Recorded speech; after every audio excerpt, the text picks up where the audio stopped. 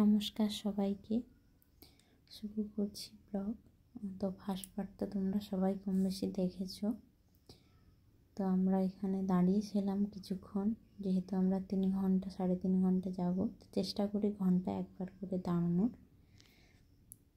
কারণ একটানা গাড়ি চালিয়ে যাওয়া সম্ভব হয় না, আর একটানা গাড়িতে বসে থাকাও খুব কষ্টের। আমরা এখানে এখন যাচ্ছি ক্যানিংয়ের দিকে। তো আমরা এই যে ক্যানিং বাজার চলে এসেছি, ক্যানিং স্টেশন ক্রস করছি। আজকে তোমরা এই জায়গাটা যতটা ফাঁকা দেখছো, অন্য দিন কিন্তু এত ফাঁকা থাকে না। এটা ক্রস করাতে আমাদের প্রায় আধ ঘন্টার উপর সময় চলে যায়।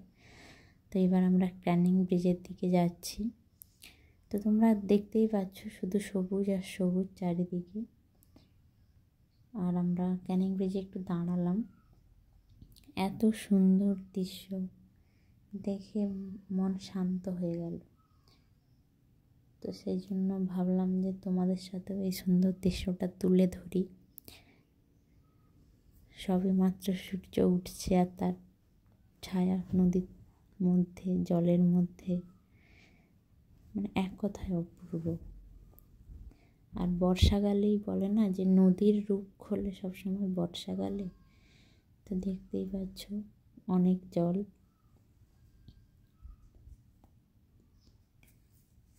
আমরা আবার চলতে শুরু করেছি। তো দেখো কত সুন্দর লাগছে। বাইকে বা গাড়িতে যাতায়াত করলে এই একটাই জিনিস সুন্দর, যে আশেপাশে প্রকৃতিকে অনুভব করা যায়। তো তোমরাও যারা ভাবছো যে 2-1 দিনের জন্য কোথাও যাবে বেড়াতে, তো তোমরা সুন্দরবন প্ল্যান করতে পারো। 4 ঘন্টা সময় লাগেই কম করে গাড়িতে গেলে। আর এই যে রাস্তাটা দেখছো, এর পাশে অনেকগুলো নার্সারি রয়েছে, খুব ভালো ভালো ফুলের গাছ রয়েছে। তো আমরা ওখান থেকে ড্রাগন ফলের চারা নিয়ে এসেছিলাম আগের বারে আসার সময়। তো সেগুলো অনেক বড় হয়ে গেছে, কোনো একটা পরবর্তী ব্লগে অবশ্যই দেখাবো। তো উপরে আকাশ দেখতে পাচ্ছ, এক কথায় অসাধারণ লাগছে। আর মাঠে একদম জল ভর্তি, শুধু মাঠে এখন জল আর জল চারিদিকে। আর রাস্তাঘাট তো দেখতেই পাচ্ছ, রাস্তাঘাট নিয়ে বলার কোনো কথা নেই, এত সুন্দর হয়ে গেছে রাস্তাঘাট। কিন্তু এটা এখনকার চিত্র এত সুন্দর হলেও এটা আগে এত সুন্দর ছিল না। তো আমরা এখন গদখালি ঢুকছি, গদখালি খেয়াঘাট। আর এই যে গদখালি, আমরা একদম খেয়াঘাটের সামনে গিয়েই দাঁড়াবো, গাড়ি আমাদের একদম ওখানে গিয়েই দাঁড়াবে, এই গলি দিয়ে গিয়ে একদম খেয়াঘাটের সামনে।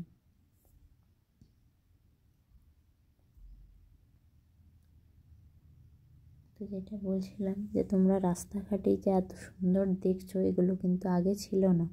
এটা বিগত 2 বছর হবে এই রাস্তাঘাটগুলো সুন্দর হয়েছে। যখন প্রথম বিয়ে হয়ে এসেছিলাম ট্রেনে করে, তখন এই রাস্তাঘাটগুলো সবে কাজ শুরু হয়েছিল। তো তখন যাতায়াতে খুব অসুবিধে হতো।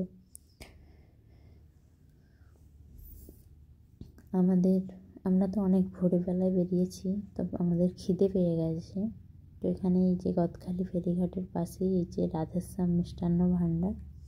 তো এখানেই আমরা পরোটা খেয়ে নিয়েছিলাম, পরোটা আর ঘুগনি, গরম গরম পরোটা আর ঘুগনি, খালি পেট কোনো কথাই হবে না। তো এই যে দেখছো আমি প্লেট নিয়ে বসে গেছি। আমার খুব খিদে পেয়েছিল, তো আমি সেই জন্য আগেই খেতে শুরু করেছিলাম। তো খাওয়া শেষ করে ঘাটে এসে দেখলাম যে কোনো নৌকো নেই, তো আমাদেরকে আরও কিছুক্ষণ ওয়েট করতে হবে। তো তোমরা দেখতেই পাচ্ছ যে নৌকো চলে এসছে। আর এখানে সবাই তারকেশ্বর যাবে, দেখতেই পাচ্ছ। এখন চলছে আমাদের শ্রাবণ মাস, সবাই একটুখানি পুণ্য অর্জন করার জন্য আকুল হয়ে আছে বাবা ভোলেনাথের দর্শনের জন্য। আর এই যে দেখছো আমাদের গাড়ি নামছে, তো এভাবেই গাড়ি এখানে পারাপার হয় নৌকোতে উঠিয়ে। যারা নতুন তাদের একটু অসুবিধে হবে, কারণ গাড়ির ব্যালেন্স না করতে পারলে একদম পুরো নদীতে গিয়ে উঠবে। তো এখানে লোক আছে, তোমরা যারা নতুন, যারা ভাবছো আমরা গাড়ি কীভাবে পারাপার করব, তো সেক্ষেত্রে তোমাদেরকে কিছুটা টাকা দিতে হবে ওদেরকে বললেই যে আমি নতুন, আমি গাড়ি নামাতে পারবো না, তো ওরাই তোমাদেরকে হেল্প করবে নামানোর জন্য, কিন্তু সেক্ষেত্রে ওদেরকে কিছুটা টাকা এক্সট্রা দিতে হয়। তো তোমরা যারা ভাবছো যে বাইক নিয়ে আসবে, তো ভয় পাওয়ার কিছুই নেই, তোমরা বাইক নিয়ে আসতে পারো। আর এখানে ব্যবস্থাও আছে, ওদেরকে বললে ওরা নামিয়ে দেবে। আবার ওই পারে যখন খেয়াঘাটে পৌঁছবে ওদেরকে বললে ওরা উঠিয়েও দেবে। এই যে দূরে দেখতে পাচ্ছ একদম ভর্তি নৌকো, কারণ ওদিক থেকে এরা গোসাবা থেকে গদখালি আসছে, সেই জন্য নৌকোটা ভর্তি। আর এটা আমরা এখন গোসাবার ঘাটে যাচ্ছি, কিন্তু এই নৌকো ডাইরেক্ট গোসাবার ঘাটে যাবে না, এই মাঝখানে একটা দ্বীপে ধাক্কা নেবে, তারপরে যাবে। আর তোমরা চাইলে ডাইরেক্ট নৌকো নিতে পারো, স্পেশাল যেটা বলে ওদের ভাষায়। তো তোমরা সেটার জন্য ওয়েট করতে হবে তোমাদেরকে। আর অবশ্যই প্রতিটা নৌকো গদখালিতে যতগুলো নৌকো আসে সব নৌকোই যে গোসাবা যায় সেটা কিন্তু নয়। অবশ্যই তোমরা যারা নতুন থাকবে তারা জিজ্ঞাসা করে নেবে নৌকোতে ওঠার আগে। তো এই যে দ্বীপের কথা বলেছিলাম, তো এই দ্বীপে এবার দেখো নৌকোটা গিয়ে ধাক্কা খাবে আর খুব জোরে নৌকোটা নড়ে উঠবে।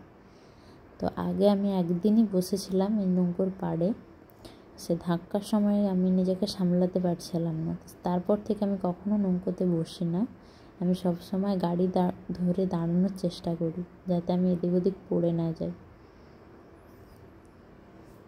আর এই যে দেখছো সবাই নৌকোতে উঠছে, এরা সবাই গোসাবা যাবে।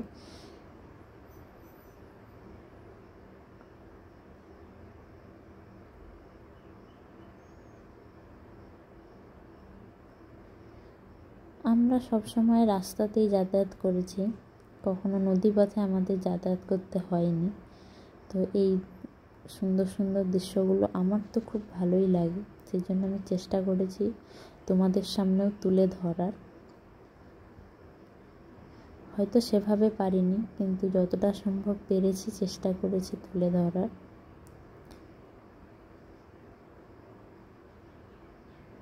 আমরা চলে এসেছি গোসাবা ফেরিঘাট।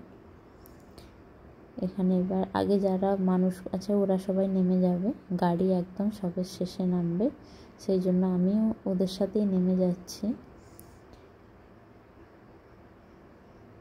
আর দেখতেই পাচ্ছ এখানে বৃষ্টি হয়েছে খুব ভালো।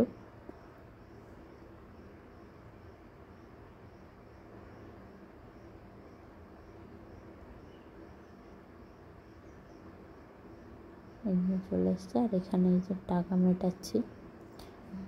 গাড়ি আর দুটো মানুষের জন্য 35 রুপিস পড়ে। আর এই যে দেখতে পাচ্ছ আমরা চলে এসেছি দেখা করার জন্য আমার মামা শ্বশুরের বাড়ি। তো আমার তিন মামা শ্বশুর এখানে আছে, বড় মামা শ্বশুর, মেজো মামা শ্বশুর, ছোটো মামা শ্বশুর। কিন্তু আমরা সবার সাথে দেখা করে নিয়ে এবার বড় মামা শ্বশুরদের বাড়িতে এসেছি। আর যাকে দেখতে পেলে উনি হচ্ছে দিদা। তো তোমরা দেখতে থাকো।